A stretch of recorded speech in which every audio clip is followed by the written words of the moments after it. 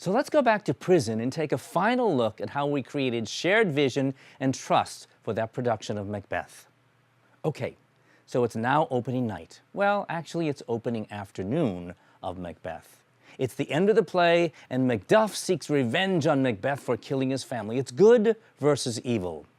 The script calls for them to fight with swords, but since weapons were not allowed, duh, it's prison, I had to invent another way for them to fight without weapons. So their right arm is their sword like this, and their left arm becomes their shield like this. They exchanged a few blows back and forth, and then Tufari, our 6'4" Macbeth, gets ready for the kill. Looking at the short, stocky, muscular D, he says, "Lay on, Macduff, and damned be him that cries, 'Hold enough!'" And then they just go for it. I mean, really go for it. In rehearsal, we kept saying, slow down, hold back a little bit. Someone's gonna get hurt. But if we thought they were going fast in rehearsal, that was nothing. This was opening afternoon. Adrenaline kicked in, and Tufari and Dee are going really fast. And the faster they move, the happier they are. And the happier they are, the wild they are. They were in their choreography one moment and out of it the next one, and no one else could tell, but I could see right in their eyes. They had this wild-eyed look like they were saying, "What the hell is next?"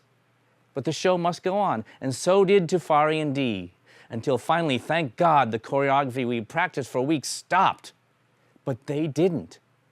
They started improvising, making stuff up, one blow after another, until finally, stocky little Macduff picks up giant Macbeth and literally throws him off stage.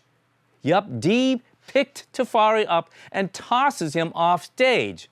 The entire audience of prison inmates gasps in unison. Correction officials stifled screams, and they all held their breath as everyone stares at Tufari lying in a heap in front of the stage. It's real quiet. And as Tufari lays motionless on the floor in front of the stage, I'm thinking, Dee just killed Tufari in a fight that I choreographed, and I'll never leave here. They'll convict me of manslaughter and lock me in a cell with some bad man who hates Shakespeare. And then Tufari popped up. In one piece, he runs up the aisle as happy as a lark.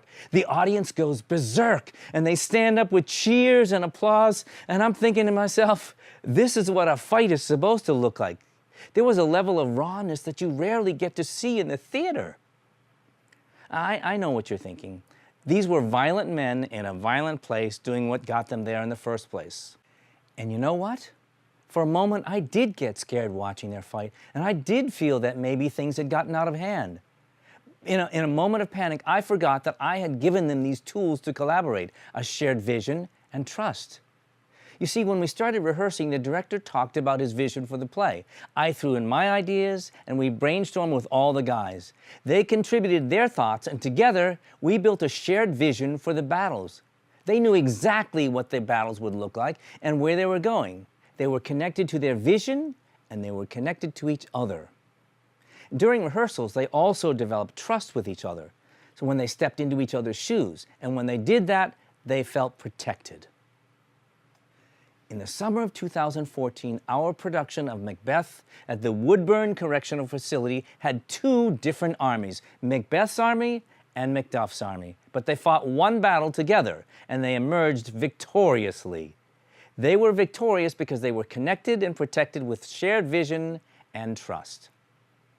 So how will you react when collaboration gets messy?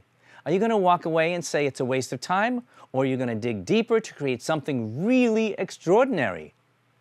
Just as it did for the guys on Macbeth, your collaboration will lead you to victory when you're connected and protected with shared vision and with trust.